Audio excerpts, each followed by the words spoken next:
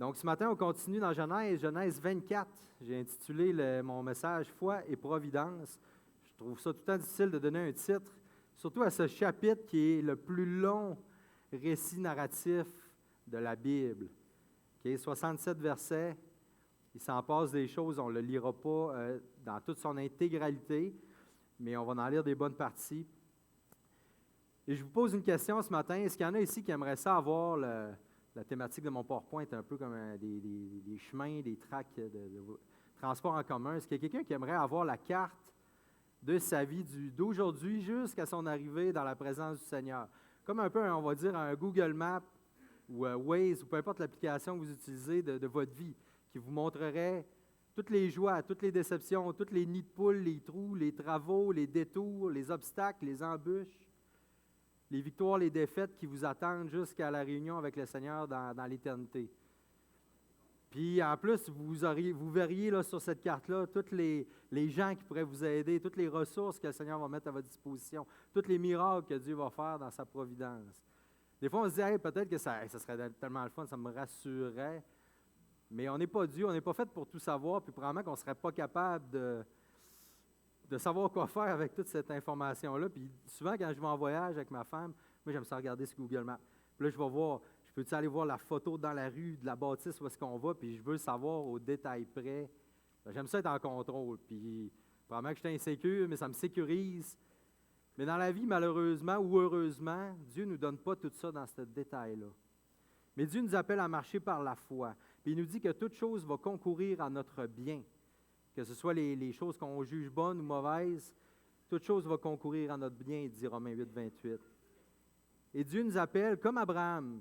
Puis là, on va être dans le chapitre 24 où est-ce qu'on finit avec Abraham, puis on s'en va vers Isaac, Jacob, Ésaü, la suite. Mais Dieu l'a appelé à marcher avec la foi, en lui faisant confiance qu'il était au-devant de lui, qu'il le guidait et qu'il allait pourvoir. On se souvient dans Genèse 15, il lui dit « Marche devant ma face avec intégrité ». Et c'est le même appel qu'on a sur nos vies, de marcher avec Dieu en lui faisant confiance par la foi dans ses promesses, faisant confiance aussi qu'il va être là au-devant de nous, qu'il va pourvoir. Et c'est ce qu'on appelle la providence, que Dieu va être là, que Dieu orchestre toutes choses dans sa souveraineté, même en dépit de mes choix et des choix des autres, pour faire sa volonté, pour accomplir ses promesses, accomplir son alliance. Et j'essaie de synthétiser le chapitre 24 pour essayer d'avoir une idée globale avant qu'on commence, parce que c'est facile de lire ça et de se perdre dans beaucoup de détails. Mais mon intérêt ce matin, c'est qu'on regarde, comment on peut, nous aussi, avec le verset thème qu'on a là, d'avoir une foi qui est agissante. Comment on marche par la foi? Comment on marche dans la foi? Comment est-ce que notre foi est rendue agissante? Et en regardant le chapitre 24, je vous propose ceci ce matin. J'ai observé un cycle de quelque chose qui se passe tout au long du chapitre et qui se passe tout au long de la vie d'Abraham et qui se passe tout au long de nos vies. Et j'ai appelé ça le cycle de la foi agissante. Et souvent, ça commence par une situation qui nécessite une prise de décision, un problème, quelque chose. Ça peut être, des fois, ce n'est pas toujours un problème, ça peut être quelque chose de positif. Mais il faut choisir quoi faire parce qu'on avance, on marche, on avance dans la vie. Et il faut décider sur quoi on va baser nos décisions, sur quoi on va baser nos actions. Et dans le passage ici, on va voir qu'Abraham et son serviteur vont baser leurs décisions sur la parole de Dieu et la providence de Dieu passée, ce que Dieu a déjà accompli. Et ils vont prendre ça, ils vont s'en inspirer pour avoir foi et agir avec foi. Comme on l'a vu l'autre jour, Abraham qui achète un lot, on va dire une caverne pour enterrer Sarah, ça ne faisait pas comme de sens, parce qu'il aurait dû aller l'enterrer avec sa famille en Mésopotamie, mais il a décidé là parce qu'il disait « Je crois à la promesse de Dieu que cette terre est la nôtre et que mes héritiers, ma postérité va l'habiter, il la posséder. » Donc, il a agi avec foi et Dieu nous appelle à agir avec foi, mais basé sur quoi? Sur ce qu'on sait de sa parole, de ce que lui nous dit, de ce qu'il a déjà fait. Et dans ce processus-là de marche, où est-ce qu'on avance, Dieu va nous amener également à prier, à être en communication avec lui, à revalider, à chaque pas qu'on avance, à évaluer, puis à être attentif à la direction de Dieu, à avoir les yeux ouverts. Et pour ensuite goûter la providence de Dieu. Et le temps ici entre, qu'on agit par la foi puis qu'on goûte la providence de Dieu, on l'a vu avec Abraham et Sarah, le temps est indéterminé. Mais Dieu est fidèle. Dieu va bénir si on agit selon ce qu'il nous demande. Et ensuite, on voit dans le passage que Abraham, que le serviteur vont rendre grâce à Dieu. Ils vont témoigner de la providence de Dieu. Et ça va entraîner. Puis là, c'est comme un cycle là, qui tourne et qui tourne. Et ce que Dieu va faire là va encourager encore une autre personne. Et ça tourne. Et ça tourne. Et probablement que dans vos vies, vous l'avez vécu. De mettre en pratique la parole de Dieu, d'être encouragé, de vivre la providence, de vivre l'action de Dieu et ensuite de le partager. Ça encourage quelqu'un d'autre qui, lui, va maintenant à son tour mettre en pratique la parole de Dieu. Et vous, plus tard, quand vous faites face à d'autres décisions, vous vous rappelez ce que Dieu a fait dans votre vie. Puis on va de l'avant. Dieu est fidèle. Dieu a agi dans le passé, il va agir encore. Et là, on s'en va là-dedans. Puis je vous présente ça, mais c'est pas, comment je vous dis, c'est pas infaillible.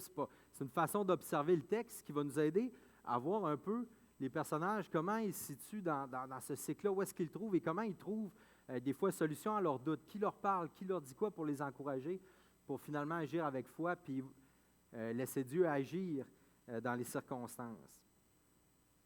Donc ce matin, étant donné que c'est un long texte narratif, on va l'aborder comme une histoire, on va la lire au fur et à mesure et on va en retirer à partir un peu de ces principes-là, des exemples, puis des choses aussi, des sujets dans lesquels, dans nos vies, on peut, comme les personnages dans le texte, les appliquer. Donc, tournez dans Genèse 24. Genèse 24, le contexte, comme je l'ai dit, le plus long récit narratif, c'est un moment charnière où est-ce qu'on quitte Abraham pour aller vers Isaac. C'est un moment charnière où est-ce que Dieu a accompli sa promesse pour Abraham, ce qui va continuer à accomplir sa promesse pour Isaac, et ainsi de suite. On se rappelle que c'est Moïse qui écrit la Genèse pour le peuple d'Israël qui est campé dans le désert, au pied du mont Sinaï, qui s'en vont vers la terre promise. Puis là, Seigneur, comment qu'on va marcher cette marche de foi-là que tu mets devant nous? Et ce récit-là est, on va dire, le parfait exemple d'un exemple de foi qui agit, qui fait confiance au Seigneur. Et dans le texte, on voit, comme dans l'histoire de la caverne de Macpéla pour enterrer Sarah, on ne voit pas Dieu arriver et visiter Abraham. On ne voit pas Dieu apparaître, faire quelque chose de surnaturel. Mais dans sa providence, il agit, il dirige les événements, il dirige ses serviteurs, ses enfants, pour accomplir sa volonté, pour les bénir. C'est extraordinaire de voir ça. Et c'est ce que Dieu veut faire dans notre vie également. Il voulait le faire dans la vie d'Abraham, Isaac, dans le peuple d'Israël et dans le nôtre aussi. Donc, ce texte, je trouvais intéressant la lecture de Jean-Marc ce matin, où est-ce que ça disait que les générations futures, le peuple nouveau-né, allait entendre parler des œuvres du serviteur et de la postérité. Et nous aussi, on est là, on est cette postérité-là d'Abraham par l'Esprit en Jésus. Et ce texte-là veut nous encourager, veut nous inspirer à agir par la foi, à avoir une foi agissante. Et la situation d'Abraham, on commence notre lecture au verset 1. L'histoire commence avec le personnage principal depuis un bon bout dans la Genèse. Abraham était vieux, avancé en âge, et l'Éternel avait béni Abraham en toutes choses. Et Abraham, à la mort de Sarah, avait 137 ans. Isaac en avait 37. Et Abraham est un peu en réflexion. Souvent, réflexion qu'on a face à la mort. Puis après, qu'est-ce qui s'en vient après? Et pour Abraham, c'était quelque chose de certain d'être réuni avec le Dieu qui l'a appelé à sortir d'Ur en Chaldée. Mais après lui, sa présence, les autres qui suivent, qu'est-ce qui se passe? Et là, on le voit dans cette réflexion. Lui, il a goûté, ça dit qu'il a été béni en toutes choses. Il a eu un fils comme promis. Il a eu de grandes richesses, des bénédictions comme promis. Il a béni les autres autour de lui comme promis, mais la terre sur laquelle il habite n'appartient pas encore totalement à sa postérité. Quoique la promesse est partiellement accomplie, elle reste à être accomplie parfaitement. Et ici, Abraham est là, est vieux, affaibli, et réfléchit à ces choses-là. Puis on aimerait peut-être que l'histoire s'arrête ici. Et souvent, les histoires qu'on aime entendre, ça finit comme ça. Ils vécurent vieux, ils eurent beaucoup d'enfants.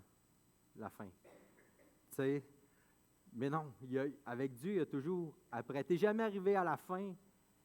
Parce que même quand tu vas être dans la présence de Dieu, ce ne sera pas la fin. Et je vous pose la question à vous, puis Puis vous l'avez déjà vécu, la vie, là, c'est une perpétuelle suite justement de péripéties, de défis, d'épreuves, de décisions, de pas qu'on fait un devant l'autre. Mais je pose la question en ce moment, vous êtes où? 15 ans, 20 ans, 30 ans, 40 ans, 50 ans, 80, 90? Qu'est-ce qu'il y a après? Comment est-ce que votre foi, en ce moment, peut être transmise à la prochaine génération? Comment est-ce que le message de l'Évangile, vous le vivez pour le transmettre? Comment est-ce que votre foi au quotidien, vous la vivez pour qu'elle soit un exemple pour ceux qui sont autour de vous?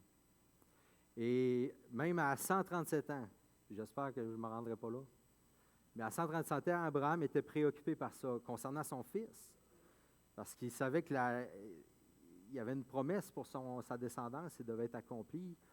Il réfléchit à ça. Et je vous laisse cette idée-là que votre foi agissante, votre marche avec le Seigneur, c'est ce qui va avoir le plus grand impact pour ceux qui vous entourent, et c'est le plus grand legs que vous pouvez laisser à vos enfants, à vos petits-enfants, à ceux qui vous entourent. Plus grand que tout l'héritage que vous avez pu accumuler dans votre compte de banque, votre maison, vos propriétés. C'est comment vous avez marché avec Dieu.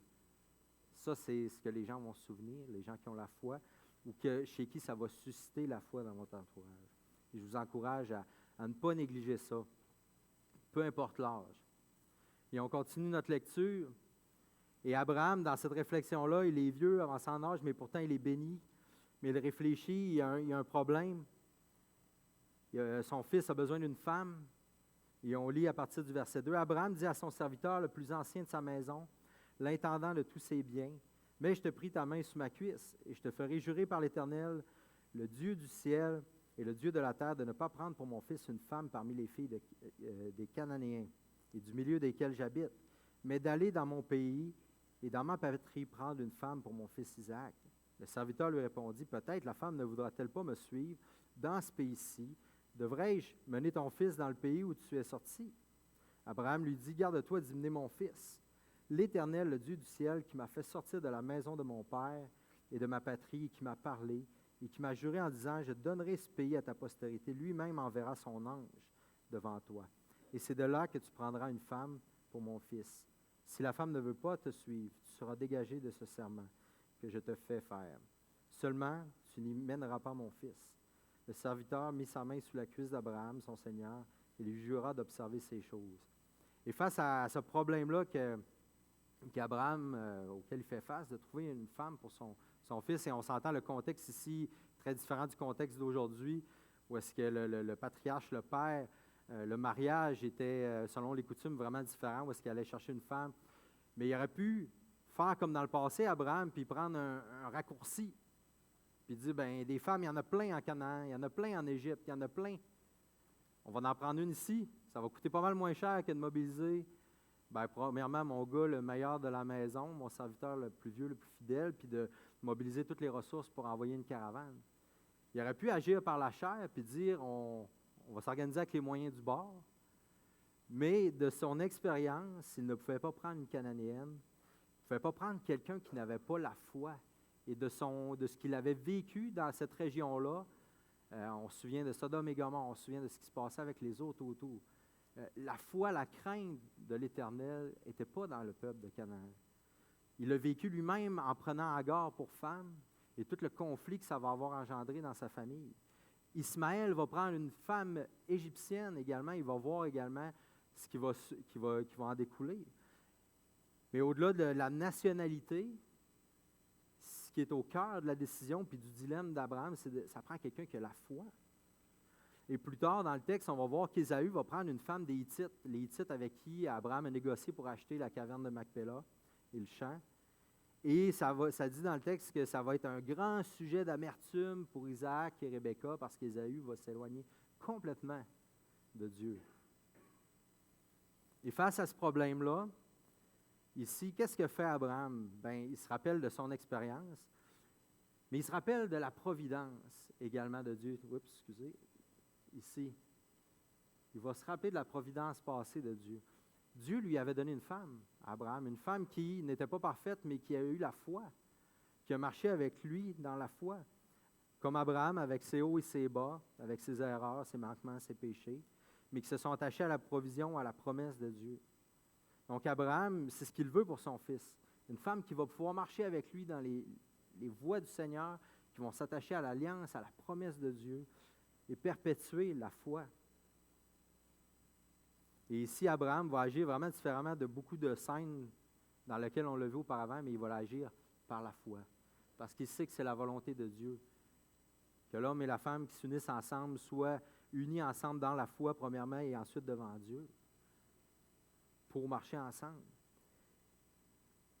Et comme j'ai dit, Abraham ne prend pas de détour et il fait la bonne chose. Il se fie que Dieu va trouver, va pourvoir à la femme qu'il a besoin pour son fils, et que son fils a besoin. Un autre problème surgit dans notre texte. Il ne faut pas qu'Isaac se rende là-bas. Il ne faut pas qu'Isaac se rende là-bas. Pourquoi? Parce qu'Isaac doit rester dans la terre promise. Il va hériter de la terre promise. Il doit rester là. Il est en deuil. On lit au verset 67 qu'il était très attristé de la mort de sa mère. Il est en deuil. Donc, vraiment bouleversé. Et pourquoi Abraham ne veut pas qu'Isaac se rende? Bien, eux, ils vivent sous des tentes en Canaan, dans un pays qui n'est pas leur. Puis sa famille, à Nakor, qui est en Mésopotamie, bien, eux vivent dans des villes, dans des maisons, dans quelque chose d'établi. Et il ne veut pas que son fils soit tenté de rester là-bas, mais de rester dans la promesse, au contraire, de Dieu. C'est pour ça qu'il met en garde à 2 reprises son serviteur, de dire, non, non, tu n'amènes pas mon fils là-bas, il faut qu'il reste ici. Donc, si lui, Abraham, qui est trop vieux, probablement ne pouvait pas faire le voyage, si Isaac ne peut pas y aller, qui va y aller? Chercher une femme pour Isaac. Et c'est de là que Dieu, dans sa providence encore, pourvoit un serviteur fidèle. Son nom n'est pas mentionné ici. On en déduit dans le texte, étant donné que c'est le plus vieux des serviteurs, le plus ancien, qui est en charge de toute la maison, que ça se trouve à être probablement Éliézer, auquel on fait référence dans le Genèse 15. Vous vous souvenez, dans cette... Genèse... C'est ça? Genèse 15? Oui, dans Genèse 15, où est-ce qu'Abraham était un peu paranoïaque, puis il disait, bien là, j'ai pas d'enfant, puis tout ce que j'ai va aller à Éliézer de Damas.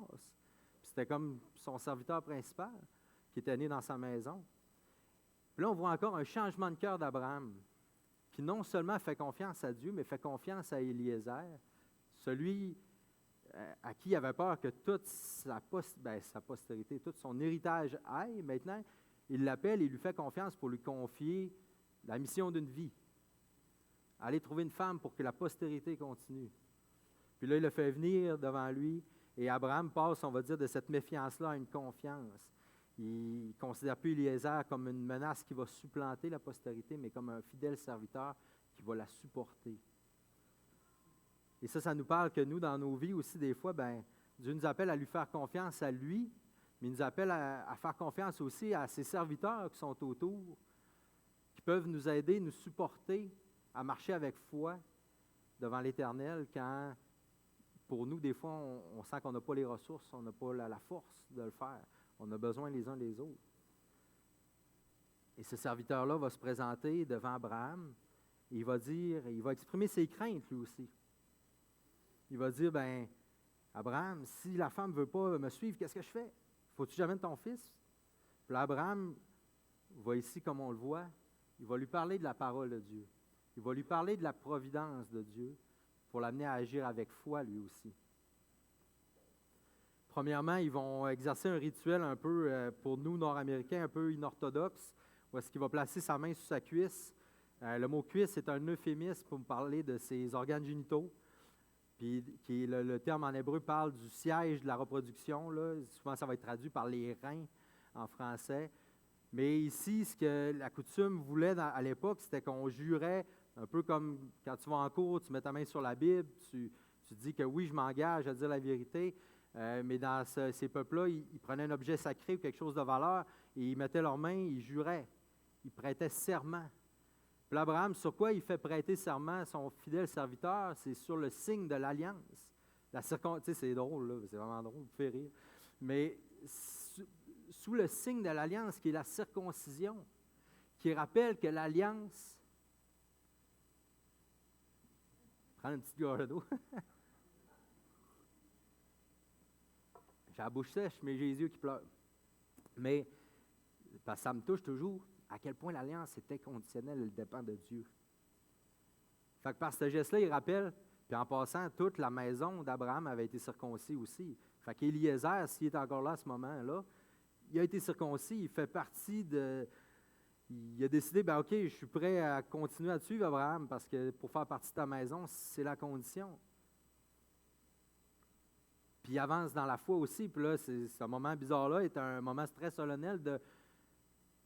On est devant plus grand que nous, devant l'Éternel qui a promis qu'il allait accomplir cette alliance-là, qui a promis que la postérité allait continuer, qui a promis que la bénédiction allait découler de notre descendance. Puis ça démontre également l'entière confiance qu'Abraham avait envers Éliézer, envers son serviteur. Il s'en remet complètement à lui, figurativement et littéralement. Et qu'est-ce que lui dit, au-delà de la cérémonie, du geste, qu'est-ce que Abraham dit à son serviteur, verset 7? Il lui dit, rappelle que l'Éternel, le Dieu du ciel, qui m'a fait sortir, c'est lui qui m'a fait sortir de la maison de mon père et de ma patrie, qui m'a amené ici. C'est lui qui m'a parlé. Quand on parle de la parole de Dieu, on pense souvent à un livre papier, là, la Bible, mais dites-vous que c'est ce que Dieu nous dit, c'est son engagement, c'est ses promesses, c'est ce qu'il a manifesté dans sa parole. Il dit, c'est lui qui m'a parlé, qui m'a juré en disant, je donnerai ce pays à ta postérité. Lui-même enverra son ange devant toi. Donc, qu'est-ce qu'il fait Abraham? La décision d'Éliézer, il l'encourage qu'elle soit basée sur ce que Dieu a dit, puis sur ce que Dieu a fait dans le passé également. Puis il lui dit, quand on lit plus loin le verset 7, il enverra son ange devant toi. Et quand il parle de son ange, il parle de l'ange de l'Éternel. Retournez chapitre 22, on ne le lira pas, mais quand Abraham va pour sacrifier Isaac, qui l'arrête? C'est l'ange de l'Éternel. Qui lui fait voir le bouc pris dans le buisson? C'est l'ange de l'Éternel qui lui dit.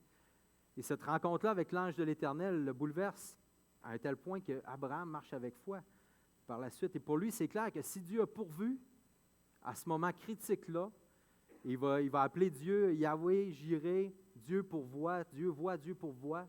Bien, c'est clair dans sa tête pour Abraham que Dieu va pourvoir encore pour une femme, pour Isaac, pour que sa promesse s'accomplisse, parce que Dieu ne ment pas. Dieu est fidèle. Et il inspire la foi chez son serviteur en lui partageant ces choses-là.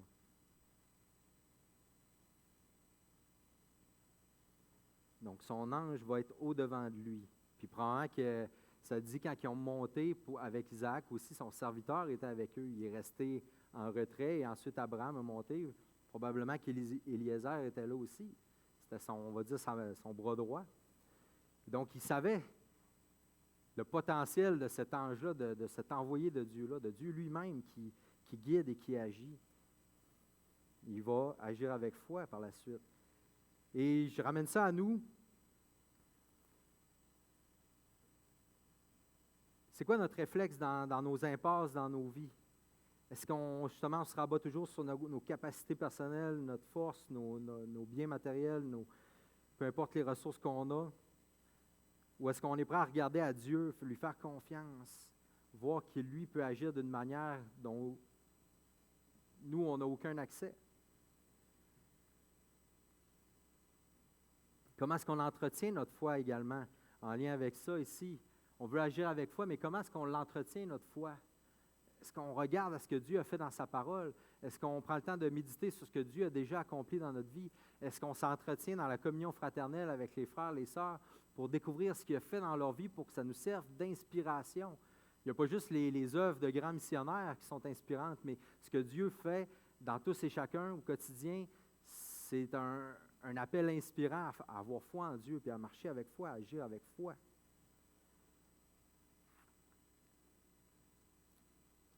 Et l'autre application que je veux faire ici, qui est le contexte de tout ce chapitre-là par rapport aux relations amoureuses, par rapport à le choix d'une épouse, d'un époux, est-ce qu'on prend ça au sérieux en tant que chrétien? Est-ce qu'on considère que Dieu peut pourvoir, que Yahweh Jireh va pourvoir à la femme, au mari dont j'ai besoin, et qui va m'aider à servir l'Éternel, qui va avoir la foi? Ici, on ne voit pas Dieu explicitement qui interdit à Abraham, mais on voit par le contexte et les conséquences qu'Abraham a vécues que ce n'est pas la volonté de Dieu. Mais dans Deutéronome 7, 3, 4, Dieu va en faire un point d'ordre. Tu ne contracteras point de mariage avec ces peuples, tu ne donneras point tes filles à leurs fils, et vice-versa, et tu ne prendras point leurs filles pour tes fils, car ils détourneraient de moi tes fils qui serviraient d'autres dieux. Dieu, il ne dit pas ça pour gâcher le party, il dit parce que leur cœur va être détourné. Dieu parle, Dieu demande, Dieu met un cadre parce qu'il veut notre bien. Et c'est arrivé au peuple d'Israël. Première chose qui va arriver en arrivant à Canaan, ils vont prendre des femmes, des hommes qui n'ont pas la foi, qui ne sont pas du peuple, et leur cœur va être détourné. Salomon, l'homme le plus sage, son cœur est détourné par des relations qui n'étaient pas permises par le Seigneur.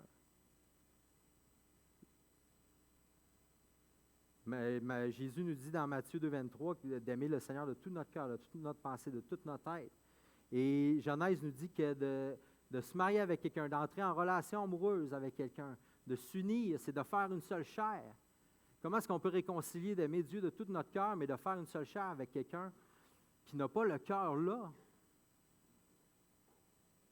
C'est contradictoire. Et des fois, dans notre société moderne, ça peut sembler sévère et difficile à entendre.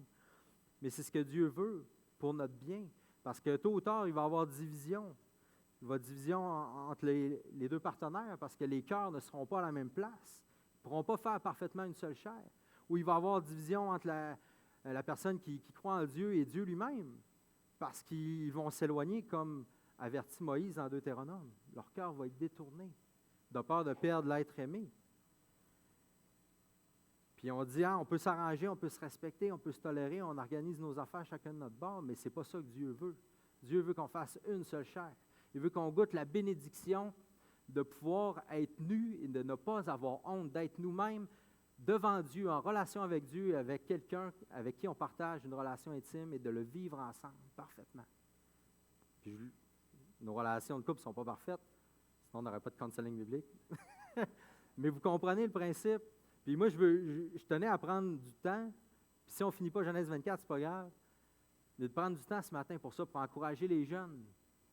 Peut-être vous êtes seul en ce moment, puis vous aspirez, vous désirez, puis vous souhaitez quelque chose de beau, c'est Dieu qui l'a créé. Mais il a mis un cadre pour que vous soyez bénis, pour que vous soyez une bénédiction, pour que la personne avec qui vous allez vous unir vous amène à faire la volonté de Dieu, à transmettre la foi, à porter haut et fort l'Évangile.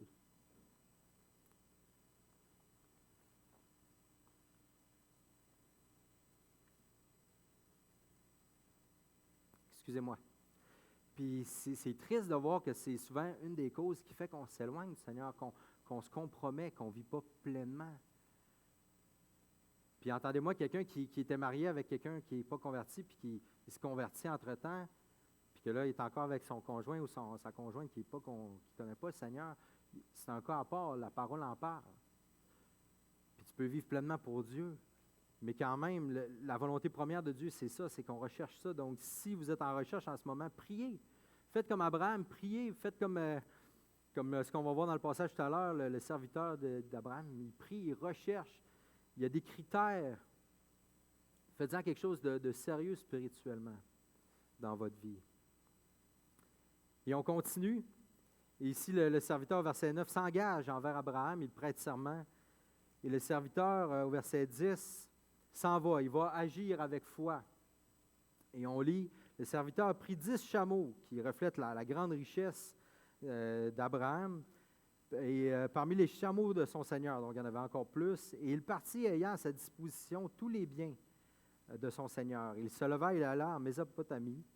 Et là, je vais avancer quelques affaires, parce que je n'ai pas suivi. Mais il part d'en bas, ici, de Canaan, et il s'en va jusqu'à Nacor, en haut. Donc, c'est un bon voyage. C'est 21 jours de voyage minimum. Mais il va avec la foi, basé sur ce qu'il a entendu d'Abraham, ce qu'il a vécu avec Abraham, ce qu'il a vécu avec l'Éternel. Et quand il arrive à la ville de Nacor, il fit reposer les chameaux sur leurs genoux, hors de la ville, près d'un puits. Au temps du soir, au temps où sortent celles qui vont puiser de l'eau. Et il dit à l'Éternel, Dieu de mon Seigneur Abraham, fais-moi, je te prie, rencontrer aujourd'hui ce que je désire et use de bonté envers mon Seigneur Abraham. Voici, je me tiens près de la source d'eau, et les filles des gens de la ville vont sortir pour puiser de l'eau. Et la jeune fille à laquelle je dirai, penche ta cruche, je te prie pour que je boive, et qui réponde, bois, et je donnerai aussi à boire à tes chameaux, soit celle que tu as destinée à ton serviteur Isaac, et par là je connaîtrai que tu uses de bonté envers mon Seigneur. Très spécifique comme requête de prière, comme demande à Dieu. Et ici, il agit par la foi. Là, je vais avancer pour en revenir à notre petit schéma, mais là, il arrive quand même à un impasse parce que, bon, je suis là, mais là, c'est laquelle à qui je demande. Là, imaginez, il arrive avec 10 chameaux, il y a des présents, il y a de l'or, il y a des vêtements. Je ne sais pas, mais ça peut être intéressant, toute cette richesse-là. Donc, il ne va pas à la porte de la ville comme Abraham a fait pour négocier le champ. Parce que là, il aurait pu arriver et dire, hey, où la famille de Nacor, Bethuel, Milka, ils ont-tu une fille à quelque part? Puis là, tu sais, là, ça aurait levé des mains à gauche, à droite. Non, il cherche quelqu'un qui a la foi. Fait que par la foi, il va demander à Dieu comme un test pour découvrir qui a cette foi-là, qui a le caractère d'une personne qui va marcher par la foi, le caractère d'une personne qui est bonne, gracieuse, altruiste, à l'image de son maître Abraham, à l'image d'Isaac, à l'image de l'Éternel. Et là, il va prier, il va faire cette prière-là. Donc, il agit avec foi, mais il a besoin d'être dirigé, il a besoin d'être conduit. Et souvent, dans nos vies, on a besoin d'être conduit. On a l'alignement général de la volonté de Dieu, puis des fois, on arrive, là, me semble, Seigneur, là, je ne sais pas quoi faire. J'ai besoin de ta direction, et ça passe dans la prière. On a besoin de s'approcher de Dieu, de l'écouter, de lui communiquer notre incertitude, nos appréhensions, et d'écouter aussi, de regarder à ce qu'il va nous montrer. La prière, c'est comme une communication, ce n'est pas juste un monologue qu'on envoie vers Dieu, mais Dieu nous parle aussi à travers cela. Donc, il n'est pas allé à la porte, mais il va au bord du puits. Donc, il ne cherche certainement pas une femme qui va être attirée par les richesses, mais une femme qui va avoir un caractère qui va porter la foi. Et donc, il s'assit, il prie, et c'est intéressant, aussitôt, on voit le texte qu'il a fini de prier. Voici ce qu'il voit. Il n'avait pas encore fini de parler que sortit sa cruche sur l'épaule, Rebecca, née de Bethuel, fils de Milka, femme de Nacor, frère d'Abraham. C'était une jeune fille très belle de figure, elle était vierge, et aucun homme ne l'avait connue. Elle descendit à la source, remplit sa cruche et remonta.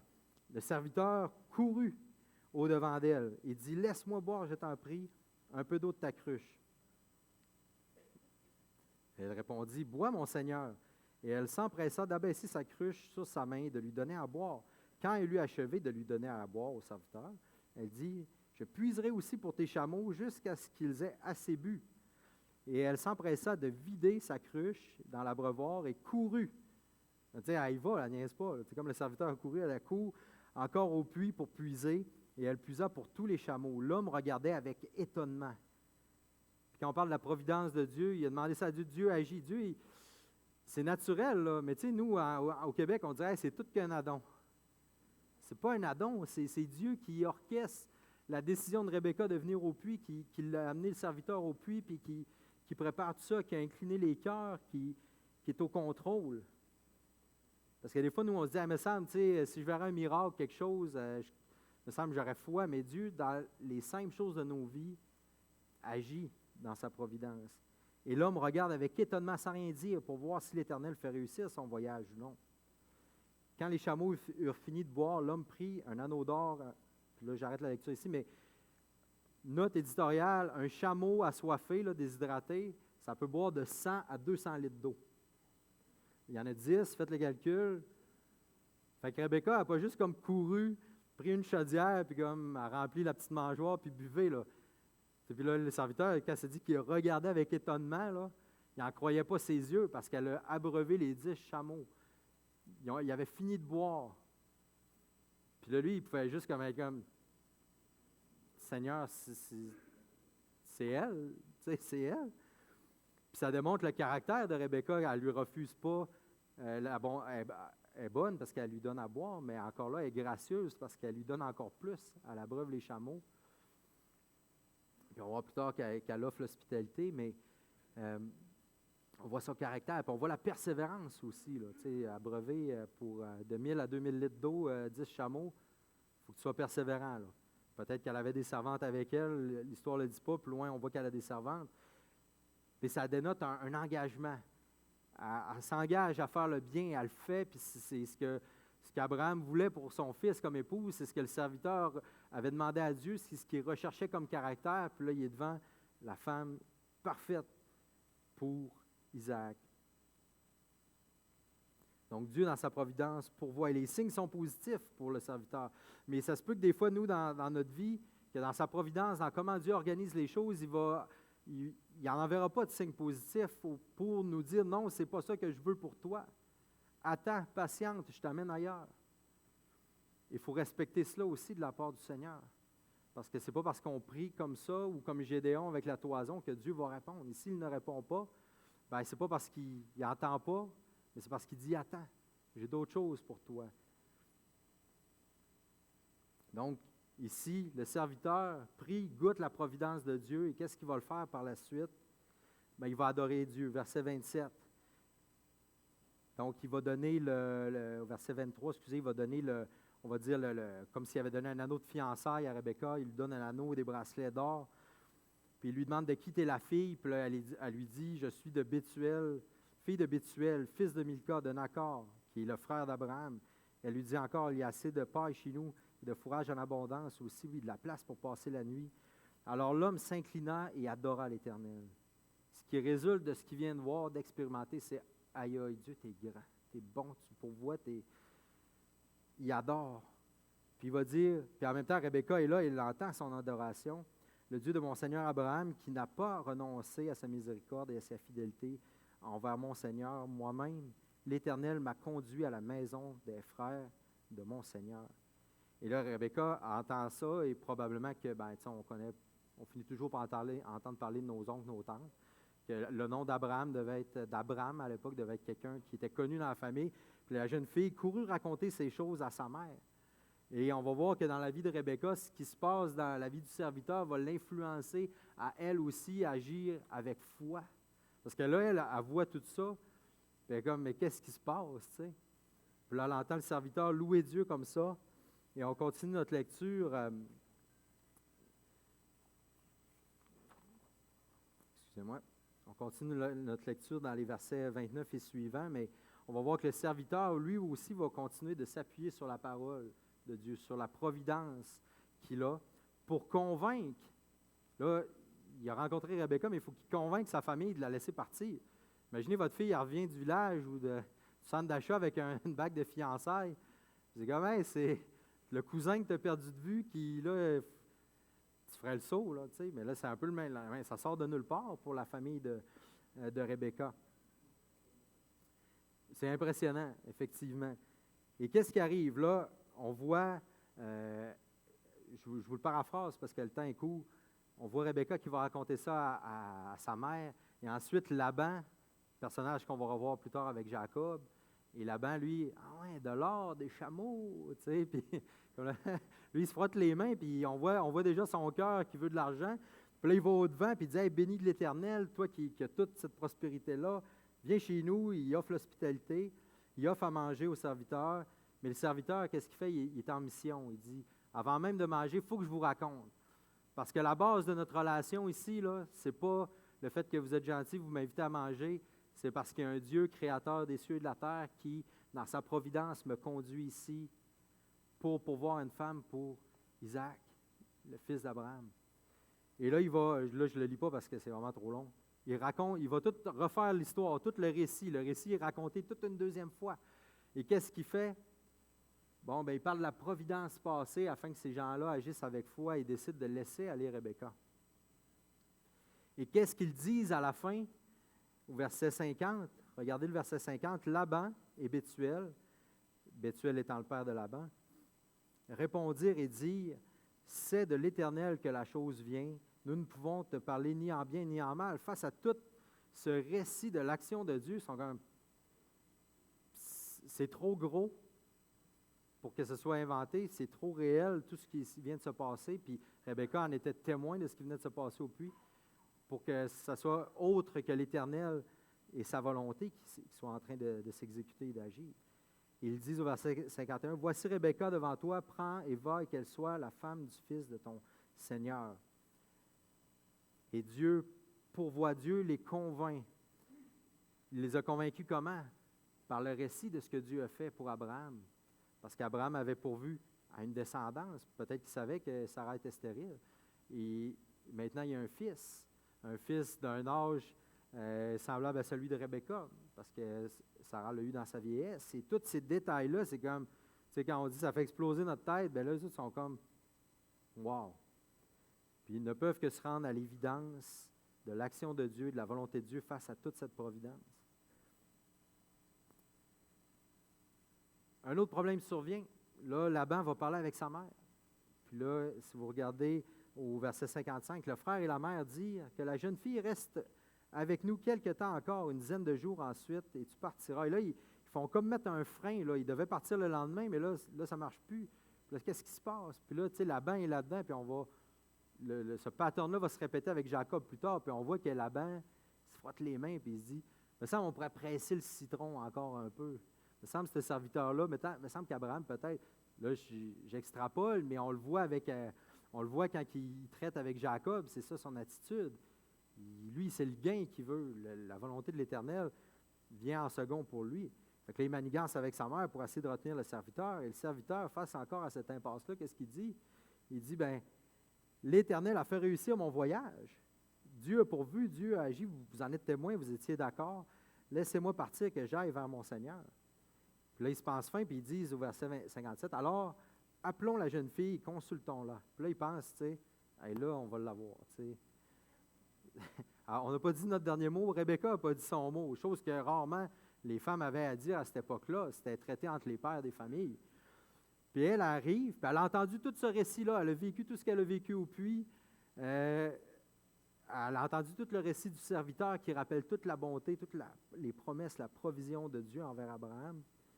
Puis qu'est-ce qu'elle dit au verset 58? Ils appelèrent donc Rebecca et lui dirent, « Veux-tu aller avec cet homme? » Et elle répondit, « J'irai. » Et elle, face à tout ce qu'elle entend, elle agit avec foi.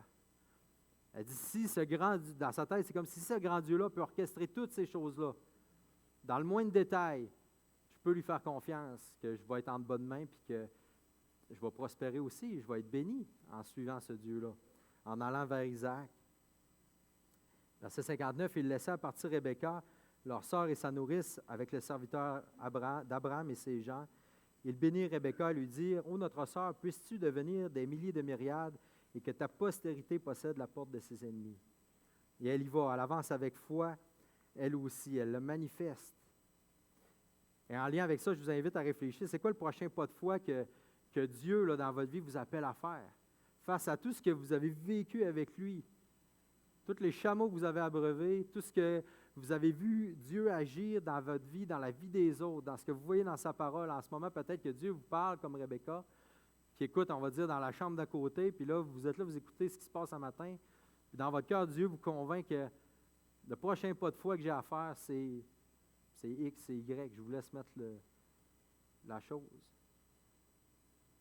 Puis si c'est Dieu qui vous appelle à le faire, puis que par sa providence, il orchestre les situations pour y aller, il va pourvoir, il va bénir. Si c'est selon sa volonté, il va vous accompagner. Il va donner du succès à cela. Et exemple rapide de ma vie personnelle, quand l'idée était là d'aller en temps plein dans le ministère,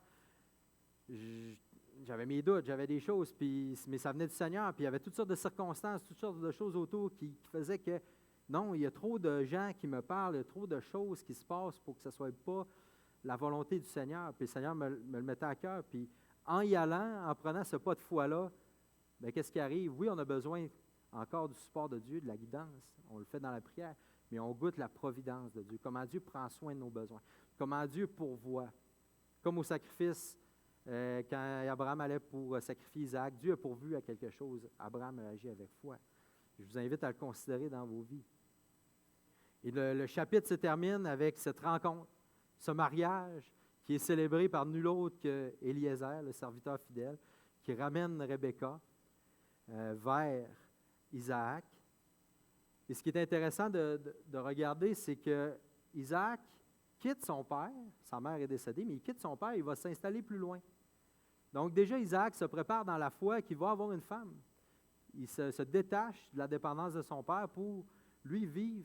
Et ça dit que dans le texte qu'il était près de, là je vous épargne l'hébreu, là, mais le puits de Lara El-Roi, OK? Lara El-Roi, en tout cas. Mais c'est le même puits où est-ce qu'Agar était, puis qu'elle a dit, Dieu m'a entendu, Dieu m'a vu. Et Isaac est là, il médite, et il sait que Dieu le voit, connaît son besoin, et qu'il va y répondre. Il est déjà en action, il se prépare. Et là, il est là, il médite. Et ça dit cependant, verset 62, Isaac était revenu du puits de Lacaï-Roi.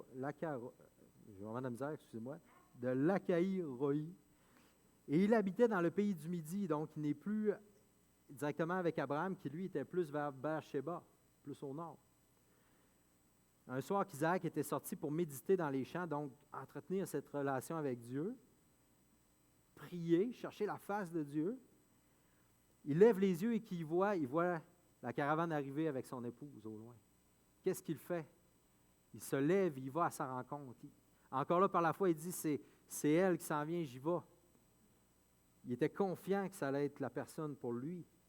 Parce que si elle était revenue, s'il y avait une femme là, c'est que Dieu avait organisé les choses d'une manière miraculeuse pour que ça se produise. Et qu'est-ce qui arrive du côté de Rebecca? Elle lève les yeux et vit Isaac et descendit de son chameau et il dit au serviteur, « Qui est cet homme qui vient dans les champs à notre rencontre? » Et le serviteur répondit, « C'est mon Seigneur. » Alors elle prit son voile et se couvrit, et c'était un symbole comme un peu, on va dire, comme on a encore coutume dans les mariages, des fois, d'être voilée. Elle se présentait comme la fiancée, parce qu'il mettait un voile justement pour cacher le visage, et c'est seulement dans l'intimité qu'elle était dévoilée.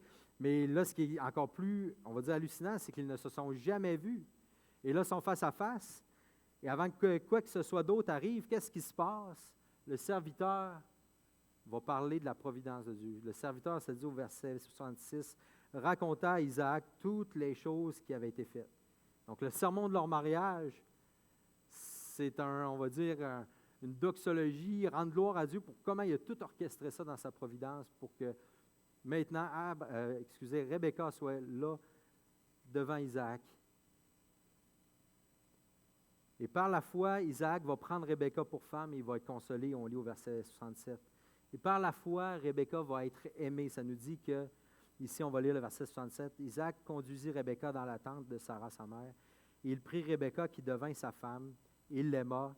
Ainsi fut consolé Isaac après avoir perdu sa mère. Donc, Isaac reçoit la promesse de Dieu, la provision pour continuer la lignée, mais une femme qui va aimer. C'est pas rien, c'est tout qu'un cadeau, c'est tout qu'un don. Puis la parole de Dieu nous en dévoile juste assez pour voir que il s'aimait, Isaac et Rebecca. Ils ne sont pas parfaits non plus, on va le voir plus tard. Mais ainsi il fut consolé. Ainsi, on tourne la page, c'est comme on tourne la page sur Abraham et Sarah et ça continue avec Isaac et Rebecca.